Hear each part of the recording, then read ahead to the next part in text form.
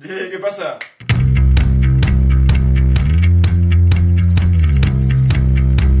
Avui vinc a parlar-vos dels mosaics bizantins de Ràvenna. I tu diràs, però escolta, si Constantinoble no estava en Itàlia, saboc. I jo et diré, no et facis tant el sabut, que Ràvenna va estar en mans bizantines. Però bueno, anem poquet a poquet. Això pràcticament serà un mini documental d'alguns dels mosaics més importants. I si algú vol anar a Ràvenna i gastar-lo com a guia, per mi, de lujo. També vos deixen links de referències bibliogràfiques en la descripció, per si voleu llegir més sobre el tema. Ale, a la faena! Primer que tot, anem a començar per saber què collons és Ràvenna. I és una ciutat italiana que ja era important des de principis del segle I abans de Crist, perquè tenia un port, que es deia Classis. I ja sabem que durant tota la història les ciutats amb port han estat mamadíssimes. O com a mínim la gent sabia que existien.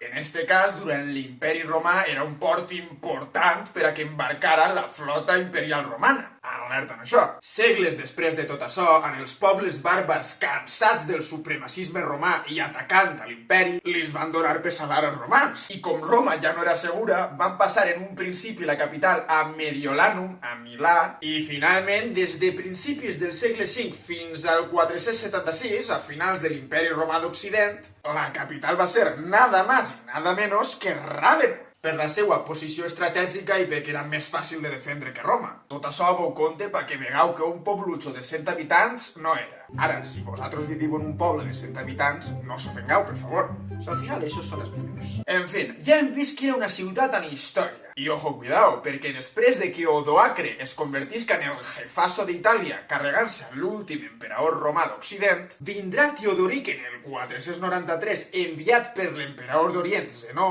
i se'l farà pols en un moment. Ràvenna passaria a Xina a ser capital ostrogoda. I ja més avant, en la Recuperatio Imperi de Justinià del segle VI, passarà a ser capital d'una província bizantina en Itàlia. Igualment, si voleu aprofundir més en el context, teniu un vídeo sobre la caiguda progressiva de l'Imperi Romà en el canal. Ara sí, comencem amb l'absis de Sant Apol·linari in Classis. Recordeu que Classis era el port de Ràvenna. I el samarro este que tenim aquí és Sant Apol·linar, perquè aquesta església tenia el seu cos com a relíquia, estava dedicat a ell, el propi nom ho diu, i té les mans col·locades d'una manera que mos recorda a una verge orant, una tipologia de verge que podem veure en l'absis de la catedral de Cefalú, en Sicília. I és veritat que allò ho controlaven els normands, però van cridar a obradors bizantins per a que feren estos mosaics. Està tot relacionat. I ojito al dato, pareixerà una bobà, però no. Tenim clarament la diferència entre el cel, dauraet i ben bonico, i la terra, de color verd, sense més misteri. I esta diferència anem a veure-la més voltes en el vídeo. A veureu ara. Però en este cel tenim un cercle que és com un cel superior, no?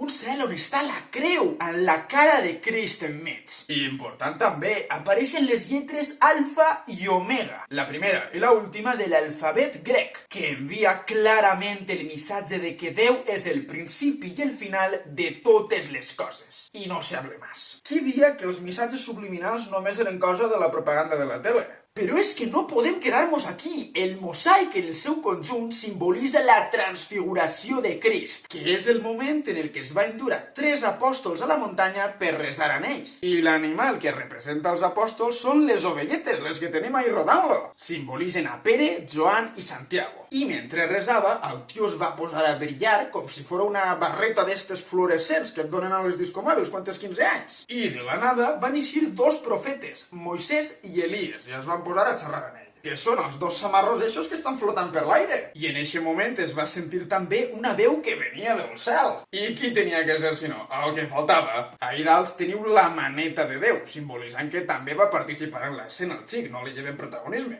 Així que veiem que en Ràvenna tenim una manera conceptual de representar la transfiguració. Perquè per enviar aquest missatge no es necessita més, no cal currar-se-ho tant com faran molts pintors segles després. Mireu el canvi que va tenint en el temps. Ara vos mostre la transfiguració de Rafael, una de les tortugues ninja i dels pintors més importants del Renaixement. Aquí no anem amb bobades, no. Però veus? Ja tan conceptual no és, eh? Però al final és el mateix. Ahí teniu els 3 apòstols i Jesús amb Moisès i Elies i una brillantor que poc més et deixa cego. Mare de Déu, senyor, lo que ha entrat d'un sol mosaic. Increïble. Ara anem a Sant Apolinar el Nou. Però, ojo, no es diu així perquè siga nova. És més antiga que l'altra. Lo que passa és que com al port no paraven d'atacar-lo els piratilles, van dir homenatgem el cos d'este home o el Jack Sparrow i companyia molt furten, I traslladen el cos a esta iglesia. Però vamos, que ara veureu que lo que són els mosaics i el programa visual no té res que veure en el santet. També t'ho dic. I important, aquí tenim mosaics que va fer Teodoric, rei ostrogot. I després els bizantins tocaran cosetes. Ara ho veiem tot, no patisques. Aquí tenim una processó que ens recorda al Arapakis, al fris de les Panatenees del Partenó, i és una processó doble, una a cada costat. Una de homes i l'altra de dones. El meme de los pibes las pibas ja existia fa 1500 anys, si és que ja està tot inventat. Però vamos por partes, com Jack el Destripador. La de homes és del palau de Teodoric, i si el mirem, veurem que li falta algo, no? Clar, ahí estava Teodoric i la seva cort assomaets en cada cortina, però quan els bizantins van arribar, Justinià va dir Teodoric és un cagamandurris. Així de clar t'ho dic. Ja estem borrant-lo del mapa a ell i a la seva cort. I rapidito. Fixeu-se on podem veure una mà. Ahí hi havia un ostrogot. I tu diràs, vale, muy bien. Ahí hi havia ostrogots. Però qui eren els senyors de la processó? I el que és probable és que foren homes de la cort de Teodoric i que fora ell el que està davant de tots. Però clar, els bizantins li van fer una damnatio memoriae, eliminar la seva memòria, atacar-la directament. I a part d'arrencar-lo del palau, que ja és prou, converteixen una processó de la cort reial que duia ofrenes a Crist en una processó de sants i màrtirs que anaven a oferir-li coronetes. I això té una explicació lògica. En el món bizantí era il·legalíssimo posar en la mateixa altura el nivell terrenal i el nivell celestial. Posar en el mateix plano la Crist i a Teodoric era com jo por ahí no passo. Per als ostrogots això no era problema, perquè com eren arrians no consideraven que Crist tinguera natura divina, només humana, i li la bufava col·locar-se en el mateix plano que ell. Però a la ortodoxia bizantina no li feia molta gràcia. Els bizantins el que sí que podien fer era col·locar a reis morts, a reis santificats davant de Crist, però un rei actual? Estem bons o què? I per això canvien al que probablement seria Teodoric per Sant Martí. Ara era un personatge sagrat i podia permetir-se-ho al xic. I si monem a la processó femenina, esta ix del port, de classes. I són verges i santes màrtirs amb corones i palmes, com els xicons. Segurament també en un principi formaven part de la cort de Teodoric. Perquè no tenien roba de màrtir, duien roba de lujo, de cortesana. Això no val 2 euros al mercadillo, ja t'ho dic jo. Però aquí pareix que estiguen clonades o que siguen germanes, tenen totes la mateixa cara. No pareixen retrats reals, com els que veiem en la part dels homes. I és probable que fer-lis la cara igual es dega al poc interès que se li ha posat i a la poca importància que se li ha donat a la dona al llarg de la història. I si no tenies prou en això, la dona que està davant de totes no es sap si seria la dona de Teodoric o no, perquè la tia ja estava a l'altre món quan es fan estos mosaics. No estava tenint contacte directe amb la divinitat, com si estava tenint-lo Teodoric just enfront. O Sant Martí, depèn de si ho mirem en ulls ostrogots o bizantins, però ja m'enteneu. En este cas són els reis mags els que tenen el contacte, que encara no apareixen en corona, sinó en el capell frigi, un gorro típic d'Orient, per marcar que venen d'allí. I per si fora poc, aquí Baltasar és blanc, perquè encara els reis no representen els 3 continents coneguts, Europa, Àsia i Àfrica. Això passarà sobre el segle XIV, quan Baltasar representaria Àfrica. I per això el canvi, no és que se n'hagi anat a prendre el sol a la Malvarrosa, no. I en fin, estos mags, guiats per l'estrela de Belén, li estan portant les ofrenes al Niño Jesús, nada nuevo bajo el sol, el qual està sentadet dalt de Maria, que és com el seu tron. Esta tipologia de Teotocos, de Mare de Déu, es diu Nicopoia i serà mitiquíssima en els absis de catedrals bizantines, com el de Santa Sofia de Constantinoble o Santa Sofia de Tesalònica. Mucha Sofia, Álvaro Soler, antes de fer la cançó, segur que se'n va anar a una d'estes de viatge. I no només això, sinó que en el romànic també s'utilitzarà. Mireu l'absis de Santa Maria de Taüll. I la conclusió de per què tenim estes 2 processons allargades és que en Occident tenim un culte diferent al d'Orient. En Orient era dirigit des de baix cap al cel de veritat, cap a la cúpula. Però aquí el nivell terrenal comença als peus de l'església, el que pot veure qualsevol moniato, i acaba en l'absis, la part més sagrada, semicircular, que representa el cel, com fa la cúpula en Orient. Així que és normal que tinguem la processó anant direcció a l'absis i que acabe a la Mare de Déu i en Jesucrist. Nada más y nada menos. I lo millor és que segurament estes processons acompanyarien a la processó de la vida real, la que es faria de veritat dins l'església, per fer la missa. Companyia tenien, això segur. I ja monem a la última església que veurem avui, Sant Vital de Ràbena. En Constantinoble no mos han quedat mosaics anteriors a l'època iconoclasta, perquè ja sabeu que allí va haver brega i les obres d'art també van cobrar lo seu. Si voleu informar-se sobre este conflicte, ja sabeu, aquí teniu vídeo. Però com estos mosaics els feien obraors constantinopolitans, mos ajuden a saber com serien els que hauria allí. Ojo, cuidao. Primer veurem l'absis i després els que estan al seu voltant. Aquí tenim a Crist vestit de porpra, el color dels emperadors bizantins. Però és que al final Crist no deixa de ser el verdader emperador en el cel. Pot permetir-se que ningú va dir-li res, ja t'ho dic jo. I està sentat sobre una bola, que és el món, l'univers. No està tocant en terra com els altres. I baix de la bola, on està el senyoret sentat, tenim els 4 rius del paraís. El riu Gordo segur que no era, que s'hi porta aigua 2 voltes a l'any i dona gràcies. Com sempre, en terra verd, el cel daurat, això és mitiquíssim. Crist en una mà té les sagrades escriptures i en l'altra una corona de màrtir que li està donant a Sant Vital. Però ojo al dato, important, no li la dona directament, no cairà esa breva.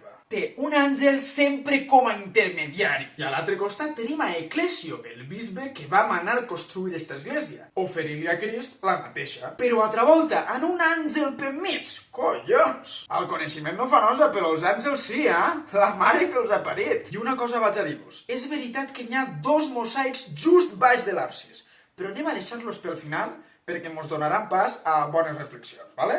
Ara anem al presbiteri, que és l'espai anterior al final de l'absis. I tenim als 2 costats unes representacions molt interessants. A un costat tenim a Abel i a Melquisedec fent sacrificis i ofrenes a Déu. I ell, com no té un pèl de bobo, diu «Hoy se cena, família!» i les agarra amb la maneta.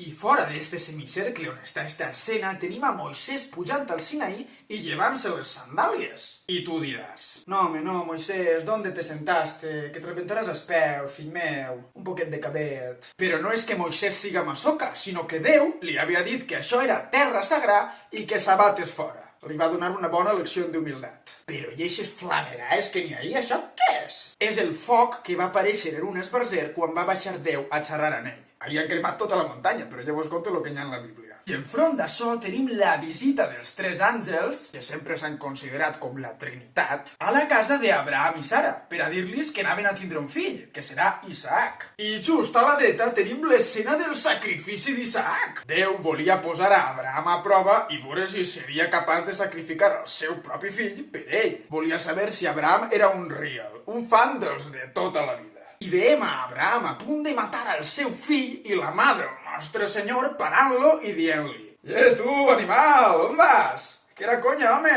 Aixina que tenim en el mateix nivell 2 escenes totalment distanciades en el temps, no eren contemporànies. I este mosaic podria simbolitzar la prefiguració del sacrifici de Crist. I ojito, perquè ara, fora del semicercle, tenim a Moisès a altra volta, però ara està arreplegant les taules de la llei que li està donant Déu en el Sinaí. I baix de tot estan les 12 tribus d'Israel dient «Este moniato pensa baixar o què?» I fer tant d'èmfasi en la figura de Moisès podria tindre que veure ara una vinculació que vol fer Justinià entre la justícia divina que redacta el propi Déu en les taules de la llei i li dona a Moisès i la justícia que Justinià, emperador terrenal, va impartir creant el Corpus Juris Civilis, on va reunir totes les constitucions des de temps d'Adrià fins al segle VI, alerta en això. I ara sí que sí, anem als últims 2 mosaics del vídeo, que tenen xitxa per a rato. Primer, el de Justinià, rodejat de la seva cort, de personatges religiosos i de soldats. Aquí tenim el poder de l'església, el poder imperial i el poder militar. Éramos todos y parió la abuela. Justinià va vestit amb el porpra, el color dels emperadors, com ja hem dit, i du una aureola al cap. Al final parlarem d'això, ja veureu. I té al costat a Belisari, el general que va enviar per a recuperar Itàlia, i Maximià, el bisbe de la ciutat. Justinià porta una patena, un plat d'or o d'un altre metall, que servia per a posar el pa de l'Eucaristia, les hòsties de la comunió de tota la vida. Maximià porta una creu i els dos clergues de la dreta duen els evangelis i l'encensari, un incensario. Estan preparats per a fer missa. Ale, aneu cridant el retoret. I espereu, que en este mateix mosaic tenim també la presència simbòlica de Crist. Però no perquè em doni la gana a mi, sinó perquè els soldats porten un crismó en l'escut, el qual sacralitza l'escena. I podria fer referència també a que les campanyes militars que ha fet l'imperi bizantí per a expandre's o la pròpia recuperatio imperi de Justinià són voluntat de Crist. Recordeu, ell és el verdader jefasso. Els emperadors simplement estan per fer lo que ell vol. O almenys això li fan creure els seus súbdits. I enfront tenim a Teodora, la dona de Justinià, amb altres personatges de la cort. A Teodora mireu-la que arreglava, que pareix que se'n vaig a una VIP d'una discoteca de lujo, tu. Quanta joia! I després estic jo, que segur que aniré en xandall a la meva boda i tot. Vestits també en el porpra, color imperial, baix de tot del vestit té els Reis Mags, que mos recorden els que ja havien vist en Sant Apolinar el Nou, i duen mans un calze, un càliz, que és per a posar el vi de l'Eucaristia. Ja teníem el pa, que el portava Justinià, doncs ara el que ens faltava. I s'ha interpretat que eixa font podria ser la font de la vida, representant que dins les fronteres de l'imperi trobaràs vida, prosperitat i totes les coses bones que se te puguen passar pel cap, però darrere d'esta cortina, fora de les fronteres, només trobaràs foscor i et menjaràs una merda, bàsicament. Açò i que Teodora tinga una aureola al cap, com també de Justinià, és propaganda pura i dura. Per una part, el missatge de... No, jo de fora no vull saber res. On estaràs millor que aquí, eh? I per altra part, en les aureoles fan referència al seu poder d'origen diví. Recordem que els emperadors bizantins no eren déus com a tal, cosa que sí que se ho consideraven els emperadors romans pagans. I no ho eren bàsicament perquè en el cristianisme Dios hay uno i no 51. Eren simplement els representants de Déu en la terra. Però el poder venia del senyor barbut que tenim al cel. Això és com si Déu jugara a los Sims i els controlara. Perquè el Sim no eres tu exactament, però sí que fan lo que tu vols que faça. Pues aquí era igual. Tot lo que feia l'emperador estava justificat amb... No, si Dios te vacila, tu te calles i lo assimila. No t'atreviràs a rechistar-li a Déu, no? Que m'ho ha dit ella, eh? Aixina que calla la boqueta i a la faena. Aixina, en esta última iglesia, i concretament en estos dos últims mosaics, arribem a la conclusió de que, a part de propaganda imperial, de simbolitzar el poder d'origen diví de l'imperi, i totes aquestes coses que tant agradaven en l'antiguitat, també veiem que mos parla de la processó que feien aquestes personetes cap a l'altar per a fer la missa. I notem dos coses. Veiem clarament com té més importància el grupet de l'home que el de la dona, que sorpresa, perquè el de Justinià porta moltes més coses per a fer la missa que el de Teodora, que només porta ell el calze i els altres estan per fer d'adorno, perquè altra cosa... I això mos parla del rol de la dona en la societat. Però ojo, todo se ha dicho. Deixant clar que és la emperatriu, que tindrà per davant el seu home, però tampoc li toques molt els ovaris per si de cas, eh? A veure si encara copres. I també, gràcies a això, mos podem fer una idea de com era la participació de la cort imperial en les celebracions religioses, superimportants i mitiquíssimes en la societat bizantina, una societat pràcticament teocràtica. I ja ho tenim bé per avui. Si t'ha agradat, t'agrairia moltíssim que el compartires, seguir-me en les xarxes del canal per a no perdre't cap novetat, subscriu-te i activa la campaneta, que si no YouTube no t'avisa de que pugi vídeo setmanal cada dilluns a les 8 o quan puga, subtitulats al castellà perquè aquí no excloem a ningú. I recordeu que el coneixement no fa nosa i aquí estem per ampliar-lo i compartir-lo tot el que puguem. Mos veiem al dilluns.